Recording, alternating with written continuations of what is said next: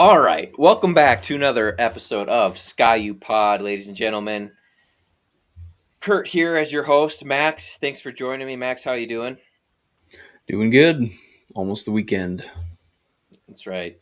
Yeah, we're a little bit later in the week this week just because of some recruiting news that we were waiting for to drop. But speaking of which, on today's show, we're going to talk PJ Fleck landing number one in-state recruit Roman Voss, some player total over-unders and what we think they're going to do this year, and just some other Gopher news in general. Let's start with this, Max. Um, 62 days till our kickoff against Buffalo. We just landed Roman Voss, some other good recruits coming in. How are your thoughts so far? I know we're going to get to all the recruits, but just in general, what are your thoughts on what's taken place thus far in the off season? I mean, it seems like it's been a lot more positive than negative. Yeah, Like you said, hitting the number one recruit in state again, continuing that streak. And it's that's the number one kid. It's this class I think has a top three if I'm not mistaken. yep. And I think we have one of the top recruits out of Wisconsin too, don't we? Number one, Meyer, Yeah. their O lineman. Yeah, Yeah. So I don't know. It just seems like we're kind of spreading out each position. We're getting some, like we said, keeping the guys in state that are the top ranked guys. I think it's important for the culture of the team. So yeah, it's feeling good. It's feeling like it's. I don't know why it's making me nervous. I'm like waiting for something bad to happen, but it's just been well, mostly good yeah. news. I mean, Puri camp injuries could still happen. Thanks for handling it, by the way. I sent you that question as I was looking for this on my phone here to get to actually start it off. So, five Gophers were named to Phil Steele publications as preseason All American / Big Ten. I just want to get your thoughts here on this. All right. So, first and foremost, Coy Parrish named second team All American. He's also picked to finish second team All Big Ten. Again, this is all um, preseason awards, and third team All Big Ten as a punt returner. So on top of that, we also got Darius Taylor, Anthony Smith, and long snapper Alan Sukup as third team predicted third team All Big Ten. And Phil Steele also picked Devin Eastern as third team All Big Ten as defensive tackle. So, any thoughts there? I don't think anyone's surprised about Coy, but is there anybody that you feel like was maybe left off or getting too much love, too little love out of those Gopher selections? Because for me, I still think it's Anthony Smith for me. I think third. I mean, things could happen, and it's a big conference now, right? But I think third team All Big Ten is like his floor, to be honest. Just with how hot he finished last season and the athleticism he has, I don't know. I just think he's really going to have a big time year. And I mean, I wouldn't be shocked. It's going to take a lot of stats probably to get him up that high, but I wouldn't be shocked if he finished first team, at least with the coaches or media, like one or the other. Right. Yeah, Anthony Smith definitely could go up. I don't think there's any player in particular that I think maybe got left off or shouldn't be included in that list. It's probably, yeah. I didn't know. I Yeah, didn't know the name of spooky our for long most snapper. times. And more love for the long season for the long snappers. I don't even know how to pick that, to be honest. I mean, that's is it no film dedication? Just look at who's been there a while, or is it just like they had no mishaps and you just can track that and you're just like, there you go. Right. Yeah, it's got to be like no mishaps. There's got to be some like clutch situations. I don't Tackles like maybe? yeah, I don't Yeah. know. I don't know. What's the difference between like how much better is the first team guy compared to the third team guy there for that spot? But yeah, no, that was Right. funny. I didn't know that got picked. I think the only funny or interesting thing, and it makes sense, right? Coy Parrish being second team All Big Ten and second team All American. That's hard to do, but it makes sense when you have Caleb Downs in your Caleb Downs. conference, and Yeah. but Dylan Theinman too, unless they have Yeah. multiple safeties at each spot. So Well, I would assume you would get to have two for each because there's two on the you field. would think, So right? I think Coy could definitely reach first. I think nationally it is seen as Thielman, especially now that he's at Oregon, is like a tier above. And I don't know. I think him and Coy are pretty close. I'm biased, obviously. The guy that also deserves love is Kerry Brown. I would be shocked. Well, there's a lot of teams again, right? But if Kerry Brown doesn't make, isn't at least in the conversation for at least third, third team Big Ten, Right. I'm surprised. But assuming everyone stays healthy, I just think he's that good of a player. And yeah, it's all on Darius Taylor, which no surprise. And of course, my sleeper pick, Jamison Gears, is going to finish at least second team All Big Ten. That's my big bold pick for this upcoming season. I'm not letting it go. I'm sticking to it. So there you go. I just want to drop that on you and get your thoughts on those. All right, moving on to this next part. This is all of the recruits. We know Roman Voss committed. We're going to get to him. We got a topic on him, so we'll talk about him in a second. These are just all the commits that have committed within the last 2 weeks since our last show. So let's start off here. Okay, first off, tight end Gabe Weaver, 3-star from St. Louis, Missouri, number 1 tight end in the state of Missouri, 6'5", 220, chose the Gophers over Air Force, Navy, and South Florida.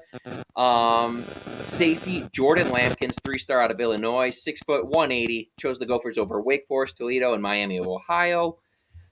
Running back Ryan Estrana, 4-star out of Texas, 5'9", 195, chose the Gophers over Michigan, Oklahoma, Wisconsin, and many others. The highest rated running back commit since Jeff Jones. D-line, Jeremiah Benson, 3-star D-line out of Michigan, 6'3", 265, chose the Gophers over Iowa State and Fresno State. Defensive lineman, Josiah Inesi, I'm probably pronouncing that wrong, 3-star D-lineman out of Cali. He's 6'3", 260 right now, chose the Gophers over Boise State, Arizona, and Utah. The 2026 class is currently ranked 14th in the country. For 2027 news, we did flip a quarterback. I'm going to butcher this name. Irian and Ferreira out of California. He was committed to Boston College. Also had offers from Nebraska and Memphis. He's 6'3", 200 pounds. So that one we have to wait a little bit longer for, but a promising get to start off your 2027 class, landing a solid quarterback commit like that. Okay. Couple comments here. Dave says, I don't get excited until they sign. I'm with you. I don't pin up my hopes, but this is the off season. We need content to talk about. And my hope is that with this TV money kicking in, is that these players kind of know what they have coming to them right when they sign, right? Like, it's no longer a wait, get here, here's the NIL. Like, these guys get to come in during the revenue sharing era. So I'm just hoping that is one of the benefits of this, is that, like, these guys that commit are more likely to stay. But I'm with you. I mean, any of these guys could really flip. Sibs, love that running back commit. Yeah, I mean, I heard that he was fast. Like, that was the first thing I saw people talking about, is like breakaway home run threat speed. And I saw he's 5, and I'm like, oh, so he's like a smaller guy. No, he's 200 pounds already. Still got a senior of high school. So I'm picturing Mo Ibrahim, but like with the home run capability. Confused by the QB commit. Confused because of how I described it. Did I mistalk? He was committed to Boston College. Now he's committed to us. He's for next year, though. So he's only going to be a junior. Sorry, he's for 2 years out, 2027. So he's only going to be a junior this upcoming year. Max, any thoughts on those guys before we talk about Roman here? Yeah, the running back, that's a huge get. It's always interesting, too, to see just the teams that we, I guess, got these guys over to. It's always kind of nice when you see the schools that in the past years maybe we got picked over for, and now it's the other way around, that we're actually attracting more talented players early on. I think obviously we'll always be more of a developmental program, but it's nice that we're just slowly inching towards getting that more top end talent out of high school. And yeah, it's just a matter of hanging on to them and continuing to develop them. And yeah, I think my only other note on the quarterback is because he was at, or is at, Mater Dei High School. Is that right? Out in California? Yeah, I believe so. So I know, like, I guess I was more surprised that he was committed to Boston College. I guess I always think quarterbacks out of Mater Dei go to USC or Miami. Like, so I don't know. Yeah, I mean, I don't know. Like, I'm not saying like he's gonna I don't know that high school situation, so I'm not going to sit here and say like he's going to be the for sure starter for them or anything because they are usually a powerhouse. Like Co says here in the comments, think he'll start next year. I'm not quite sure. Um, Miami and USC right now are throwing money at everybody though, so like maybe him being the 3-star guy technically. True. Although I mean I've seen him highly touted still, so like Nebraska had offered him too, so it's not just like we're the only Big Ten team Right. that ran on them. They just might have more luxurious options at this point, but yeah, True. that's feeling good. I had a couple comments just about the tight end Gabe Weaver. 6'5", 220. Like I said, he didn't have the biggest offers right now, but Alan Trio, I'm probably mispronouncing the Midwest 247 sports guy, the main correspondent for all the Midwest stuff. He was really high on him. He called him a really good get for the Gophers and thinks that he's going to be a guy that teams look back on and say, how did we not pick up on this guy sooner? I mean, so he really loved that pickup for the Gophers. So again, nothing's official till they sign, like Dave said, but it's looking really promising right now. And yeah, see, Dave also chimes in. We always get one or two guys from Detroit. Yeah, we do. And PJ has also done a really good job of pulling some guys out of Pennsylvania. I know none of these guys are that I brought up, but I think there's 3 or 4 guys out of Pennsylvania again this year. And so yeah, he's doing a good job of going out of his way. You know, he's keeping home the top in-state guys, and then also finding a nice few finds throughout the Midwest and other spots, which you got to do just because, you know, I love Minnesota. I played football here, but it just doesn't produce the same amount as, you know, Pennsylvania, Ohio, California, Florida, all that stuff, or even Iowa for that matter. But yeah, no, he's doing good. All right, Max. Next topic here, the main news, the big bomb that was dropped here. PJ and company land number 1 in-state commit, Roman Voss. You know, Voss officially chose the Gophers over the Alabama Crimson Tide. You know, it keeps the number 1 streak, or it keeps the streak going of the number 1 in-state kid staying home. Just talk about what it means to the program, what it means for the Gophers going forward, and just your thoughts in general on them. Yeah, I mean, what it means, I just think it's great for the culture of this program. Like the kids in Minnesota want to play here and they want to stay, and it kind of just makes it all, you know, the rivalries, the history. It kind of just makes it all mean more when you grow up as a fan, or you know, being around, seeing the program, or just seeing the Gophers compete, and then you go up through the high school ranks, and you know, if it's your dream one day to play for the Gophers, like that's the goal, I think, of PJ Fleck and his staff, is to make that, you know, Minnesota's the destination, maybe not for everyone, but for kids in Minnesota, that's where they want to play. That's where we want to play. And I think, you know, we talk all the time about, you know, transfer portal, NIL, like all this college football stuff is changing so much and it's becoming so much more like professional football. Um, I don't know. I just think there is something to the in-state kids staying home and playing for your program that makes it still feel a little bit like college football of old, where you know the pride and the history of the traditions and rivalries just mean a little bit more to those kids than a paycheck. So that's my big takeaway. I'm Right. excited for Voss. I think he's a really talented athlete. Um, I've already seen some people try to compare him to, like, is he the next Tyler Warren? You know, playing quarterback in high school, and he's just an athletic freak and with a big build. So that'd be awesome. But I mean, I take just a stud tight end as it is. Yeah. No, I mean you hit the nail on the head. Getting the kids to choose to stay home is huge, especially over a school like Alabama. Right? I mean, you can't get a higher prestige school to win or recruit over. So that was great to see. I thought it was interesting. What is it? Dougie Wolfson with Channel 5, right? I think so. Is that Yeah. the name? So he did an interview that came out this afternoon with Roman Voss. It's just interesting to hear him talk because that Tuesday before he committed, because he committed on Monday. So the Tuesday before that, he had talked about how he was on FaceTime with PJ, and PJ was like ended the call with like, "You're gonna be a Gopher," and Roman he's like, "I'm not gonna lie, like in my gut, I was just like, I don't know if I am. Like, I don't think so. Like it was that close, is what I'm getting at." And then he Right. said that he just went out, talked with his uncle. And he said he set him straight and just talked with his family and how, how cool it is to be basically the guy at Minnesota and get that love from the state to stay home and just having that ability right there for his family. All of his family's right there to be able to go out and see him play. So just super cool to hear him talk about like he made it sound like I'm not trying to make it sound like he like didn't want to come here or anything, but like he made it sound like it was close and that just like thinking it through and like the smart thing, honestly, for him was to stay here and stay home. So that was great to see.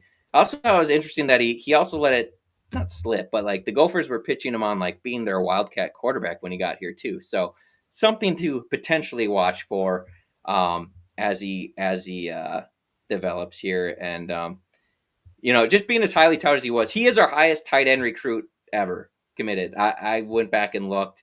The next highest tight end commit wasn't even a tight end. He didn't end up playing tight end, I should say. It was Rashid Hagman, at least according to 247, committed here as a tight end at 6'6", 225 back when he committed. So clearly he switched spots. But Coach says he's getting static. I apologize. I'm trying to see if I can fix that, and I see my mic's moving, so I think it's on my end. I'm not sure how to fix that, but I'll look into that for next time. Apologize about that. So Dave says, didn't get that a lot under Mason and Kill. When it came to in-state recruiting, heck, Jim Wacker only got Texas rejects.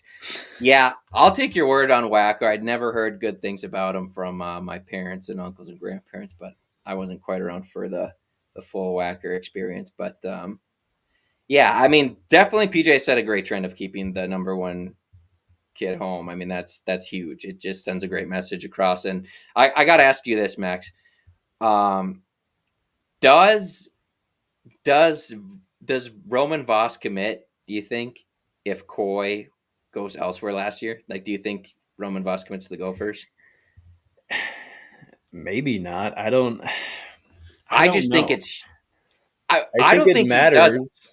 Yeah, I think it just shows how huge landing Coy was last year, and then letting him Right. go out and play like because when he was ready and just being that guy for this team. I think it just showed the huge upside that you can have because Coy's a DB and he's the face of the team. I know he does some other stuff, but when the fan base gets behind you, and the fans were in Roman's socials all the time, any post he had, it was Gopher fans were in there, like on him, like support you anywhere you go, but would love to have you here. And I'm not saying the Gopher fans like won him over really, but it definitely played a part. And like just to show that when you do stay home and you can be a contributor, you instantly get taken your exposure, even maybe your NIL just gets raised that much more because they know you're that hometown kid and they want to see you do well and you become the fan favorite just for staying home. So personally, I think it was huge that Coy stayed. I know previous guys had stayed before that, but they weren't quite at the same caliber. I don't want to say caliber, but recruit nationally like recruitment level. Right. But I just think Coy staying home was huge for this program. Yeah. No, it definitely helps. I think even I mean Coy and just all the young guys, especially on the offensive side of the ball, right? It's like we're pretty much coming up on this new era of the Gopher offense and across the board, like offensive line, quarterback, wide receiver, now tight end. Like we're kind of stacked at every position, and then we just got another running back recruit. Like I Yeah, wonder if that kind of contributes too. Obviously, Alabama's always going to be talented, but I wonder too if it's just a little bit different. Where if you're looking at the Gophers and you're kind of considering that, it's like, well, what is my situation going to be like? Is it do they have a quarterback? Yeah. Do they have everywhere else on the offense? Like, what is it looking like?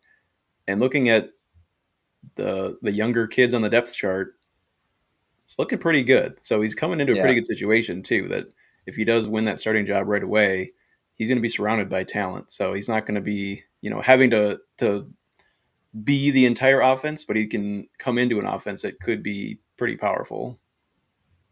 Yeah. To as far as playing time right away, it's all going to be, I think, how quickly you can put on muscle. Um, Being quarterback in high school, not that high school is always the most difficult thing. I'm just going to assume that he'd be able to pick up the offense fast enough to contribute. It's just, um, you know, tight end. That room's got a few kids that have been sitting there getting ready to go. That might not Yeah. even play this year. Guys like Pierce Walsh and whatnot. But yeah, I mean, I would love to see him if he can. I think coaches definitely will throw him out there. I don't get to this coming year. Spooky Thermos says, I heard conspiracy theory that split yellow-white jersey core was mostly to show Voss that he could play both sides of the ball. Well, I'll say this. If there's a chance that he could get on the field faster at linebacker, I'd love to see it. I would always take more athletes at linebacker, as listeners of the show know. I've been harping on the linebacker room just to get more athletic, but the Pennsylvania kid we got this year actually is looking like a pretty good get. Again, if he stays, so we're doing good there. And yeah, I don't know.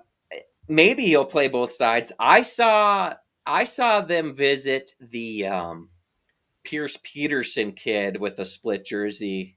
So they probably used it for both of them, to be honest, because they were both quarterbacks that also were projected to be tight end, and you know, I guess we brought him up. So Pierce Peterson is really the only loss the Gophers have taken right now. He did choose Penn State over the Gophers, and understandably why. Penn State's a great program. It sounds like the Gophers were recruiting him more as a linebacker, and he did mention that the tight end position was kind of a thing he wanted to do at the next level, and did play a factor in him choosing Penn State. Any thoughts on that, Max? Just on Pierce? I mean, kids can choose where they want to play. We're not going to sit here and Right. pick on a kid for not wanting to go here. It's just, it is what it is. Yeah, and it makes complete sense, right? Like our tight end room is looking pretty full. So if he's got a shot to go and play at Penn State and play the position he wants to Right. play, then yeah, more power to him. Like it just Yeah. he wasn't going to be the top guy, so makes sense. Right. And we already got to, and not that we wouldn't, right? I'm sure if he told PJ, like, hey, I'll commit to you, but you got to promise me that I'm going to play tight end, I'm sure PJ would be like, done. We're not going to turn Right. down having 2 4-star tight ends on the roster in the same recruiting cycle. We're not that naive. But yeah, it is interesting. I will say this, and you can correct me if this is wrong. Personally, again, I wouldn't, if I was a hometown kid and go knowing I was going to commit elsewhere, they can do what they want, and I'm an old guy at this point, so it doesn't matter. You can, and no one's going to listen to me. I wouldn't set a future announcement and announce that I'm going to the other school personally. Just when the fans have been all in on you, though. Again, like 90% of this kid's replies were like Minnesota fans, like yeah, I can't wait for you to be a Gopher. And again, he owes us nothing. He can go to school where he wants to go. I'm not saying that. If it was me, I would just come out and announce it, committing to Penn State. You know what I mean? But it Right. is what it is. It's something that these kids think they can only do once. But I will say this too, just with how much effort PJ and crew did put in on him. Now I think the door's open there. Just if it doesn't work at Penn State, or if he does want to play closer to home at some point, that relationship is still there. So it's not all necessary for nothing. And like David, Right. no one has signed yet, so you never know what's going to happen here. Yeah, maybe Roman Voss not scared him away, but made a decision easier for him a little bit. Although I'm sure Penn State's got 4-star tight ends that he's going to be competing with as well. So best of luck to Pierce. We're happy for Roman. Obviously, the coaching staff saw something more in Roman that made them want him at tight end more, just with how they were recruiting him. But yeah, overall, great recruiting period for the Gophers. Can't complain about that. At the time when Roman committed, they were 14th. I think just since the 2 days have passed, they've dropped down to 16th. But yeah, it's looking like a really strong class. Okay, moving on to our next topic. So it's still the dog days of the offseason, which means it's up to us to come up with some Gopher football content to fill that void for you folks. And again, we do appreciate you being here. We are your Gopher football podcast for the College Huddle. Feel free to check out thecollegehuddle.com for all your college football and basketball needs. All right, so today, Max, we're going to play our favorite games. We both like to sprinkle some money on some college football when we can. We got some over-unders for you, and I did try and come up with these, and then I used AI to kind of assist with this, but we got some yardage totals, touchdown totals for what we're expecting to be key contributors to this upcoming season. So let us know what you guys think in the comments as well as we go through these. If you think the lines are terrible, feel free to let me hear it. I understand. So let's start off big with the big one, Max. Drake Lindsay, all right? So you had sent in Brosmer was what, roughly 2,800 yards last year passing and 18 touchdowns, right? Yep. I think is what you said. So Like that. I set the line for Drake Lindsay at over under 2,200 yards passing, 17 and a half touchdowns. I know I went lower with yards. It's just that he's not a true freshman, but first year starting quarterback, redshirt freshman in the Big Ten. Doesn't have Daniel Jackson out there, so I just felt like the smart thing was to come down from what Brosmer did a year ago. And then I set the line about the same for touchdown just because um, I think it's a good bet there. So, Max, what are your thoughts on that line? Taking the over under on one or the other? Yeah, I think I think I'd probably take the over on yards, but the under on touchdowns, solely because I think if all goes to plan, it feels like our air attack could be a little more explosive for more yards, but we're probably Yeah. going to rely more on the ground game in short yardage or goal line situations. So I think there could be a couple touchdowns taken off of Drake's stat line, but that's where I would go with it. I think you go over the yards, but maybe just under the touchdown number. You kind of stole my thunder there as far as the running game being involved more. It sounds like that's what the coaches want. They want to get back to being able to having a stronger run game. So, um, and I agree that that probably results with more rushing touchdowns. So I'm with you there. I would also take the over in the passing yards. When you divide that out, that 2,200 total, that averages just a little bit over 183 yards passing a game. I feel comfortable. Like I think if he averages, I know it's not much over, but like that 185 to 200 yards a game, I think that looks pretty promising for the Gophers, assuming they fix the running game. So I'm with you there. I would take the over in the passing yards, and I'm also going to go under that passing touchdown total. All right, Darius Taylor now. He hasn't had a 1,000 yard season yet, but he was on pace to crush that his first year before he got hurt. And then last year came up about 100 some yards short, and we just really didn't run the ball that well. So I set the line at over under 1,050 yards rushing. Max, how you feeling on that? I think you can go over the yards. I think Yeah. health will obviously matter, but I definitely think he can go over. I think just his production that he's had thus far, he's shown he can do it. Um, will be interesting to see too. Obviously, health aside, just how the offensive line can bounce back after last year. Um, but I think he could have done it with last year's offensive line or a little bit worse, anyways. So I would take the over in the yards. Now this was a massive line. I maybe should have corrected it, but I think the AI and looking at the stats really liked his passing and receiving capabilities. So it's got his total touchdowns at 12 and a half, which would be pretty massive. Um, what are you feeling there? And that's total, so rushing and Right. receiving. I think he can go over that too. Um, Okay. like I said, I think goal line situations. I think he's gonna be. I think he can still be that guy to basically finish off some drives. So I think Yeah. he can pick up a couple goal line touchdowns this season, and hopefully some explosive ones too. Yeah. Uh Receiving yards 375 and a half. That one I would go under. I think it was he was right around that 300 last year for receiving yards. I I I think. think he had 350 if I remember correctly. Yeah. So I think I would go under. Just I don't know, maybe a little bit regression to the mean because I think last year was kind of an not an anomaly, but it was like a huge step up for I think receiving out of the backfield.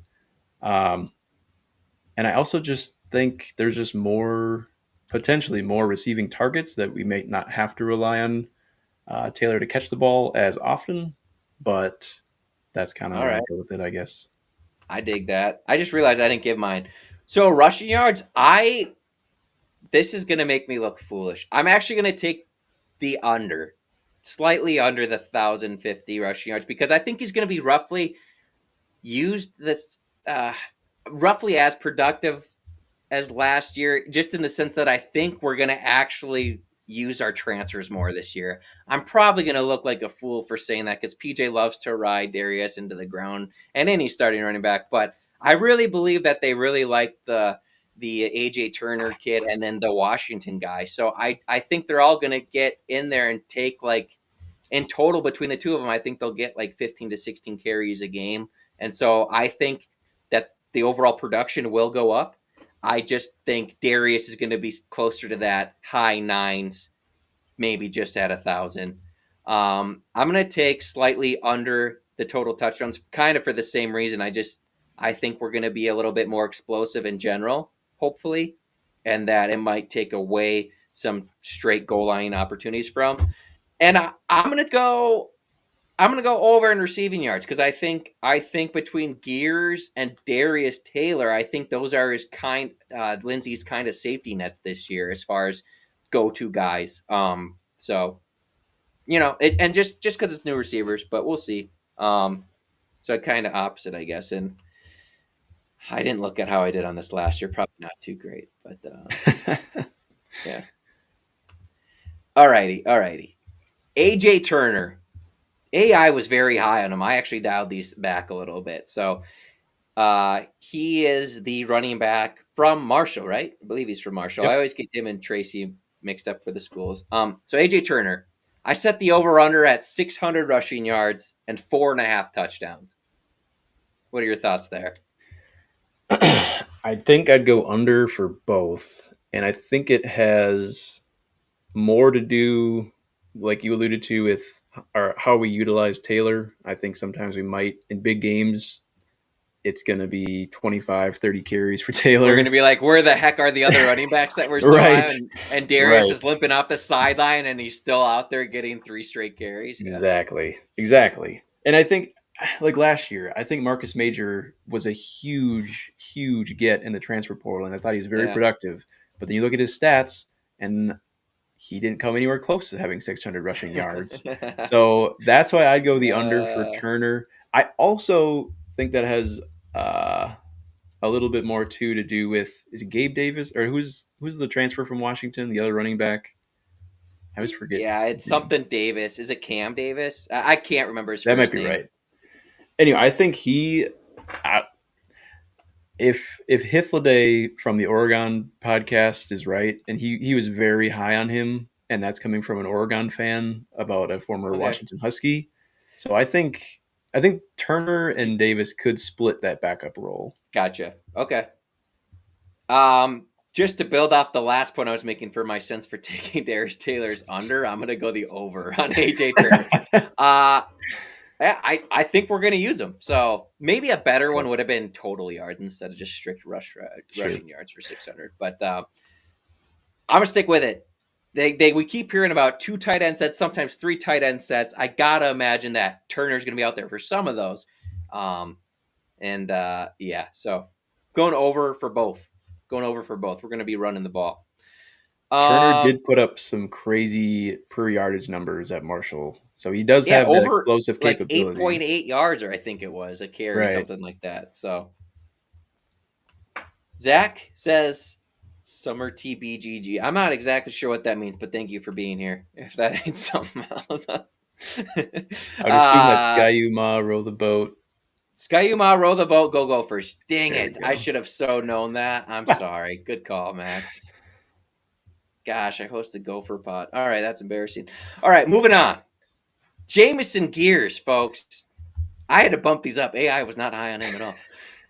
Over under 315 yards receiving, 5.5 touchdowns, Max. What are your thoughts here for old Jamison Gears?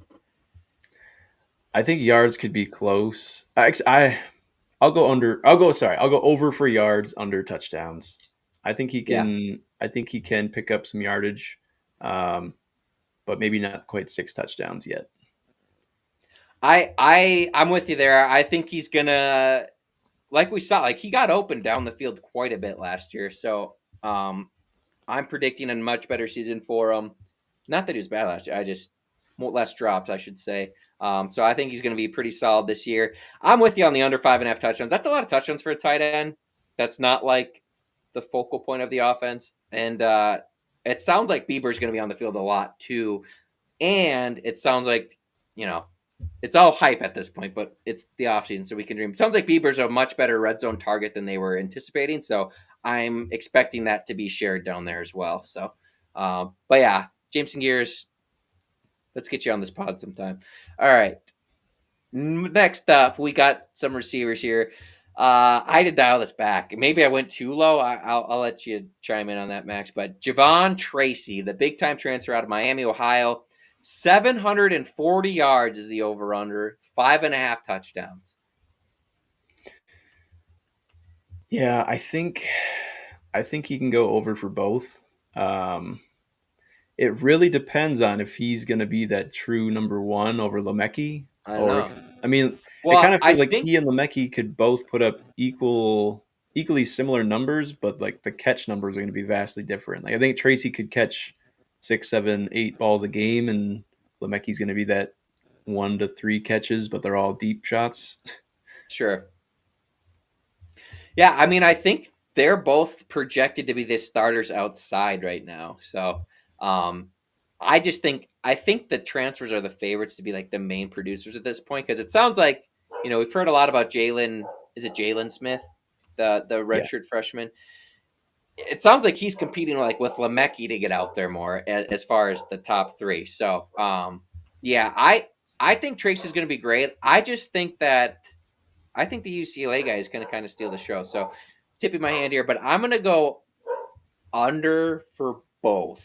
I think he's going to catch about 5 touchdowns, and I think I'm going to go slightly under the 740 yards. That's a pretty good season, by the way. I just think we're not going to have that focal of my dog's up here now.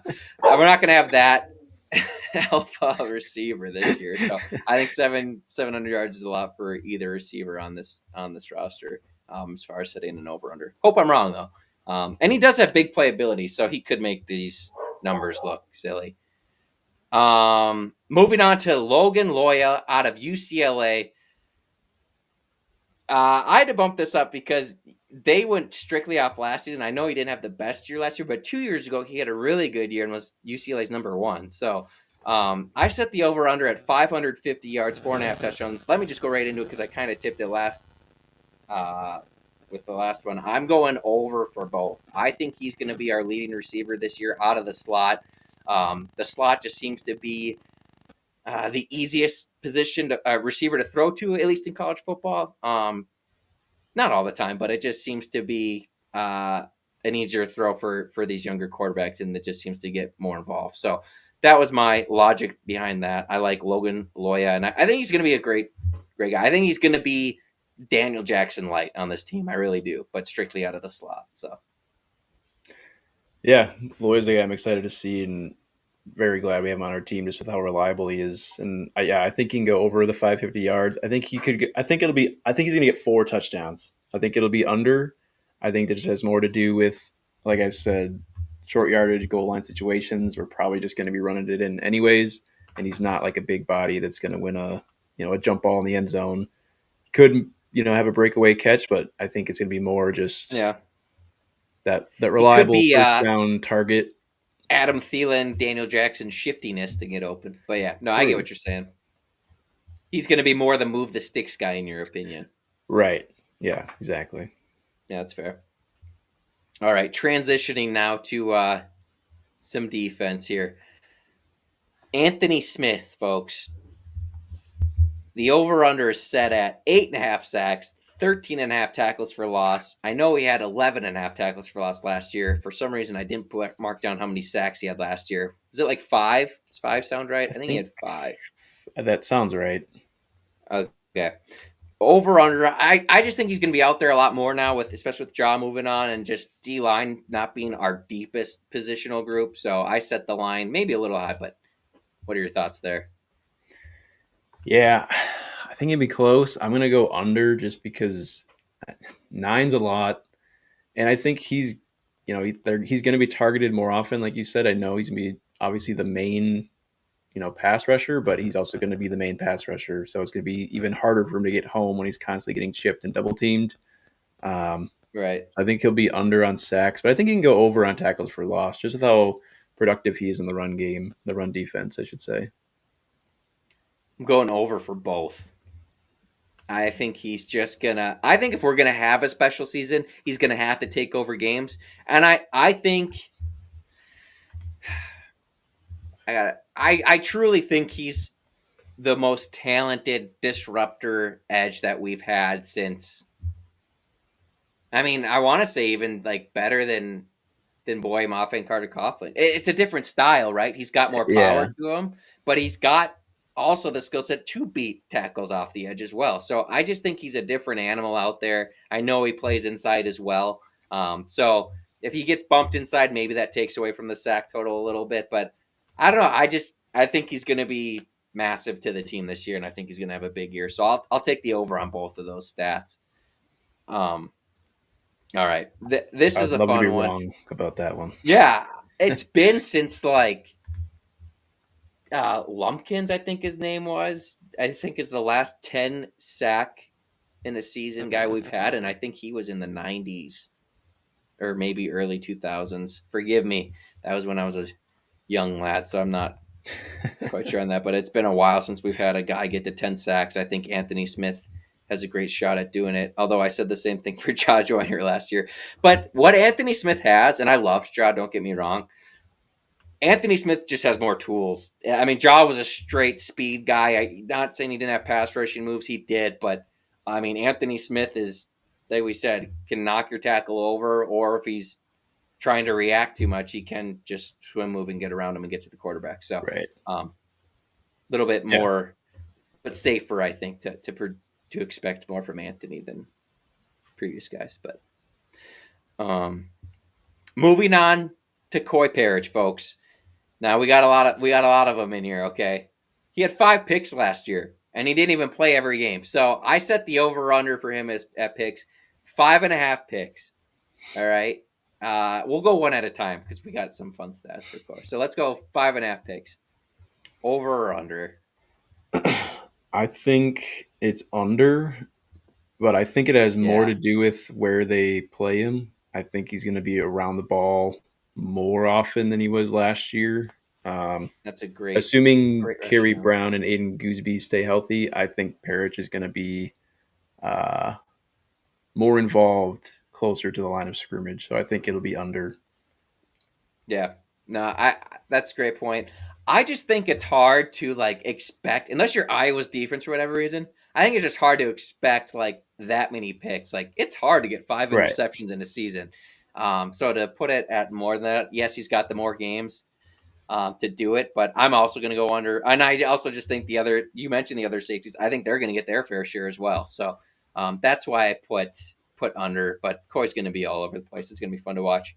Okay, now Coy as a returner, over under 575 punt slash kick return yards, and go ahead and make your. Let me see. I had this written down. I clearly didn't have it written down on our notes page. I'm pretty sure. Yeah, I'll take the over. I think he got to 500 yards last year, and he wasn't even the returner for the first few games. So I definitely think he can go over. Just with He we did just saw, crop. Yeah. So he got 440. Yeah, he just crossed 500. He was basically at 500 flat last year for both. So sure. Yeah, I think I don't know. We saw in the Michigan game what he can do as a punt returner. Like he's got that explosive capability. Um, yeah. I hope they just keep using him. That'd be my So only I'm concern. that's what I'm just gonna get to. I'm gonna say I'm taking the under because you never know when PJ loyalty will die from Quentin Redding.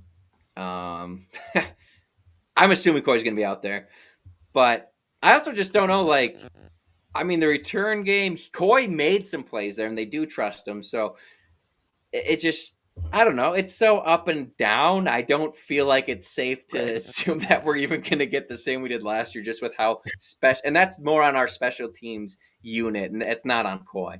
Um, so I guess being a pessimist, I'm going to go under. But I'm with you. The smart play is probably the over for that, and it should be the over. Hopefully. Okay, I didn't know what to set this line at. So if this is preposterous and you think it can be lowered or higher, let me know. I set the over under for Coy Parrott's total offensive yards this upcoming season at 225. Do you think that's is that obscure one way or the other? You think that's too high? I have no idea. That's what I'm saying. it Like I didn't it know. could be. I think that's an okay, because what is, geez, mental math. What is that per game? Like for the regular season for 12 games, what is that? Uh, Where's my calculator?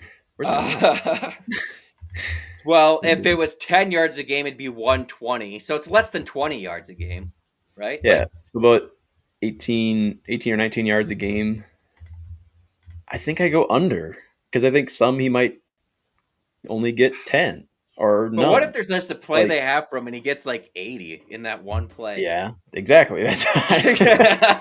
It's one of those where it's either gonna be 200 or like 800. Like, Yeah. but both are equally as likely. You know what I mean? Like, it could be really, really close to, but just being Here, under, or it could okay. also possibly be way, way over because he just Here is that good. okay, here's what we've been told. It's not a gimmick.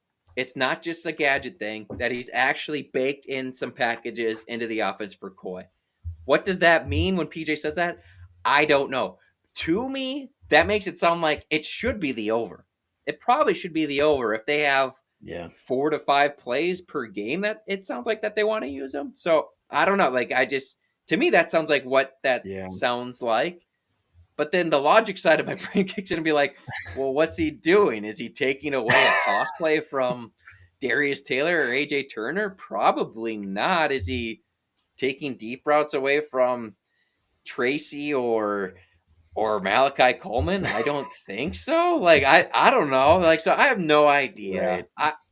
I'm gonna go under. I just don't think it's gonna be what we hope as fans. And I've gotten not hate, but like some disagreement on Twitter. We'll say after that. So yeah, I'm gonna go. I'm gonna go under. Co's with us. I'm gonna go under for the Koi Parrish offensive yard total 225. It's just a hard thing to pin down. Right. All right, I'm just making this up on the spot. Over under 3.5 touchdowns for Koi this year. We'll go 2.5. 2.5 is probably more realistic. Uh, I go over. Does that Yeah, count? me Does that too. count punt return? Yeah, I I think think you total can. Okay, then touchdowns. I think over. I think you get I'm going two over 2.5 offensive as and well. one returning. Yeah, or defensive something. I'm Yeah. with you there. Oh yeah. All right, and I just didn't want the defensive feel left out, so we did do a few more here. Kerry Brown, the forgotten stud safety. I don't know where I wrote down their totals last year. Clearly, it wasn't on our notes page. I set the line at 2.5 picks this year for Kerry Brown. I think he had 2 last year. That had to be the rationale. That sounds right. Yeah. Man, interceptions are so hard because they can feel so random. I They're probably so go lucky. under. Right. I probably go under, especially just being a safety. It's not like you're always just constantly covering Yeah, he like had a 2 top last target. You know year. what I mean? Yeah. Yeah, I'm going over. He's that good.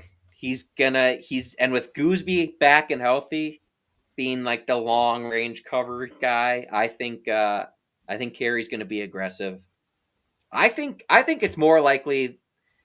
I set the one at 5.5 for Koi. I think it's more likely that him and Koi each end up with like 4 than it is like one has a ton compared to the other. Sure. I don't know, just with how they're going to be used and how they're talked about.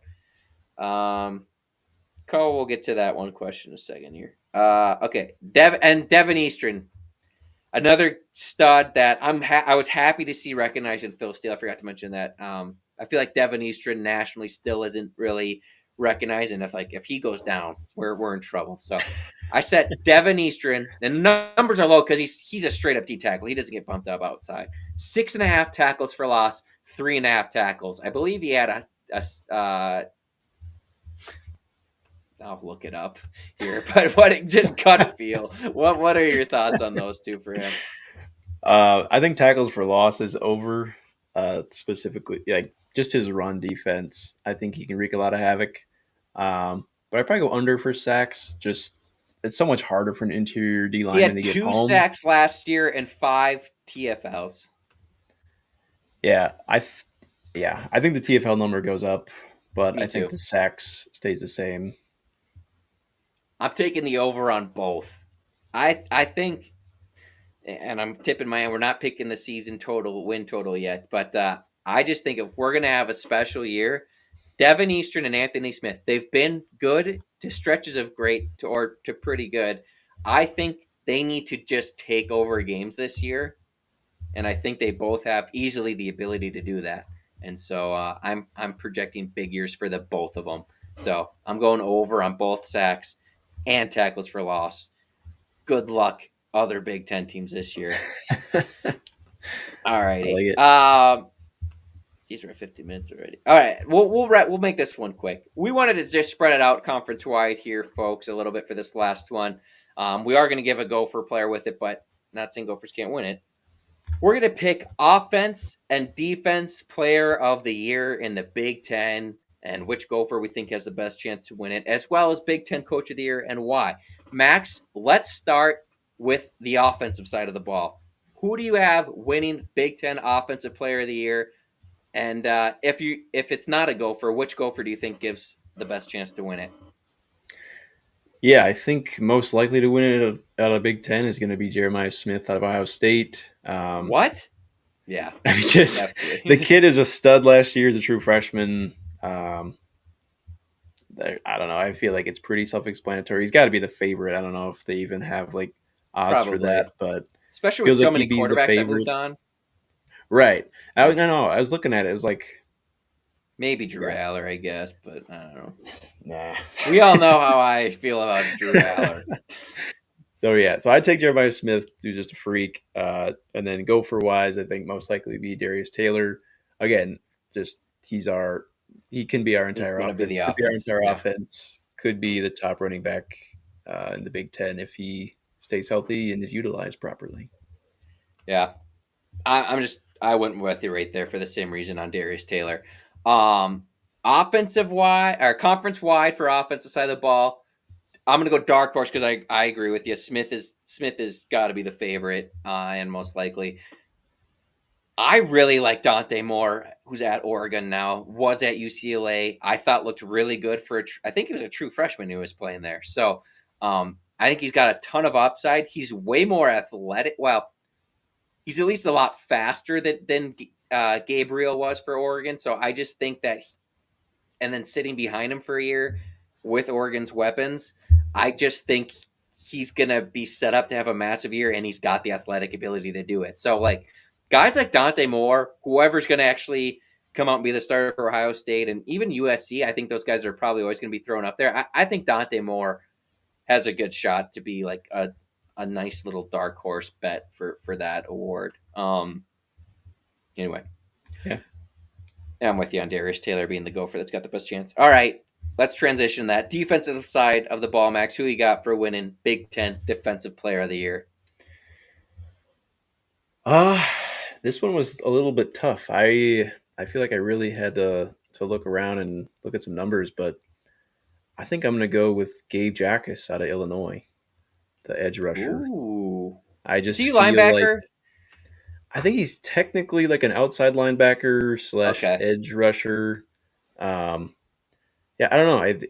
The dude's just a I thought for freak. sure you were going Caleb Downs. To be honest, I see. He feels like he should be obvious, but then it's like it's a it, safety. how could a You safety know. win Defensive Player of the Year? Like I don't know. Like because it's like him. You could go Coy. You could go Feynman out of Yeah. Oregon. Like I don't know. I Yep. think it just feels like the trend that it's usually the pass rusher or linebacker that wins it in the Big Ten. So that's why I'd go with Jackus. No, that's a great pick. I honestly I didn't even consider him, and I should have. That's a really good pick. If you had to pick a gopher, who are you going with? For Gopher, I think it'd be Anthony Smith. I'd want to say Coy, but again, just with his position, I think it's more likely to be a pass rusher. So, and Anthony Smith can just wreak havoc on an offense. So, Yeah. No, fair point. All right. So conference wide, I'm going with because they're on the radar now from a really good year last year. I'm going Mikhail Kamara. I might be mispronouncing that. The D tackle from Indiana. He was already first team All Big Ten last year. He had 10 sacks as an interior player. So just a really disruptive player. He pops off the screen when you did watch the Indiana Hoosiers play. So that was my pick for defensive player of the year conference wide. And I did almost pick Coy. Coy is going to be my pick. If somebody wins it this year, I do think it's going to be Coy, just with how much he's going to get moved around. I think his tackles are going to go way up. I'm expecting him to still force turnovers, like he's already shown the ability to do so. So, and Coy did get a lot of attention last year. Like, people know him now. I feel like everyone in the Big Ten knows him now. He gets talked about all the time. So, and that does kind of matter for these awards as you go into it. I feel like the media does kind of tend to lean favorite until someone does something to take it away. So I think Coy Parrish has actually an okay chance. I'm not saying like top three, but I think he's got actually like a decent chance at being considered for that if everything goes right for him. And all right, Max, Yeah. let's end with this here. Big Ten head coach of the year. A lot of this probably has to do with their schedule and whatnot, but who are you picking? Who are you liking for this? Well, man, I think you could make an argument for PJ Fleck, just with the schedule, that if he outperforms expectations and finds himself, like we talked about, I mean, there's a very favorable home schedule. There's a Yeah. chance to upset some big teams, but if I have to go with who's most likely, I think I'd take Sharon Moore out of Michigan, just because coming off the down season last year, they have a new quarterback. The team's always gonna be talented. That if he can have a good successful season, and I think they avoid Oregon. I think they only play Ohio State, and I think they still play Penn State, I believe. Or no, I don't have to double check their schedule, but I don't know. I think Michigan feel like they're always on the cusp of being a playoff team. So I think if Michigan makes the playoff after last year, I think there'd be a pretty strong case for Moore to win it. Co's going with Franklin. That's a good pick, especially with the addition of Ohio State's defensive coordinator, whose name is escaping me at the moment. But yeah, Franklin is a good pick. I didn't even think about that. I went with a team that's getting a lot of love, and looking at their schedule, it does set up for them to have another nice season. And that's I Gopher fans might not like this. I'm going Brett Bielema and the Fighting Illini. I just think that between they play their toughest non-conference game is Duke, and not that Duke's not solid. They definitely have a decent squad. I like them to win that game. So, and then they have Indiana, and is Indiana going to be the same team as they were last year? I think they'll still be good, but I'm not saying Illinois can't beat them. So that's a huge Big Ten opener for Illinois, and if they can win those two, then they got USC, then they got Purdue, like all winnable games for them. So I, I think if I really think that Illinois has a chance to put themselves into a similar position as last year and potentially make the college football playoff. They're lucky they get to avoid us this year, which is the backbreaker for them last year. Just couldn't do it, outclassed in every way. But this year, luckily they avoid that, and I think they got it. If everything goes according to plan, I think that they're getting some pre-media love here, definitely, and I think that does play into it. And I think that that could set up for old beer gut Bielema to win an award. So Sko says, will Moore be eligible having to sit some of the games to start the year? That's a good point. Big Ten He's not. has some integrity, Max. That'd be a little bit low. Or do they use it as a rallying point and be like, look, he had to miss these games and he still led the troops? That could go probably either way for your pick there. Um, but That was yeah, not factored in. Co had a question sent in earlier, and I've talked about this. I'll let Max answer it first. Deep question. Did our quarterback make our OC look good last year? I don't know if I'm sold on him yet. And our offensive coordinator is Greg Harbaugh. It's Greg, right? I always forget his first name. Yeah. Yep. Max, what are your thoughts on that? Well, I guess if the question is who made who look better, I mean, I would say Rosemer definitely helped more, but I think overall it feels like we saw just some shift in the style of play, and whether that's more to do with Harbaugh or PJ just kind of taking the governor off the offense, if you will. Hard to say, but I don't know. I mean, obviously the quarterback helps any offensive coordinator, but he also didn't. I mean, you could have a good quarterback and mess it up too. Like we've seen that happen on Yeah. numerous occasions where you have a guy that could probably be let off the leash a little more and just doesn't happen. So I don't know. I'm not like I haven't lost any confidence, I guess, in Harbaugh. I think he's moving in the right direction. And I don't know if you agree, Kurt, but Pre last season, I had him on the hot seat. So, uh, yeah, I mean, right, like we ran a solid offense when we had a good quarterback. And so my concern would still be like, well, we had a really good quarterback and that was the best we could muster. Like, and not that it was a bad year necessarily, but like just the whole run game went to crap. And I know that's not all on the offensive coordinator, but I didn't think the run game was super creative. Uh Ethan was good enough to win some game for Rutgers, and I'm not saying he was wrong to want to move on from from Ethan, but I think the ability to develop is something we still have to see proven for as far as Harbaugh goes, especially at the quarterback position because he's the quarterback's coach now too. I think, or I don't know if that's true. We might have somebody on staff with him, but anyway, um, it is anyway. It's going to fall on the offensive coordinator to get the quarterback ready one way or the other. So I still think that's a fair question and something that needs to be seen. So, yeah, I think I'll just say this: I don't think I like Harbaugh as much as Gopher fans have given him the okay because of last year. I'll say that.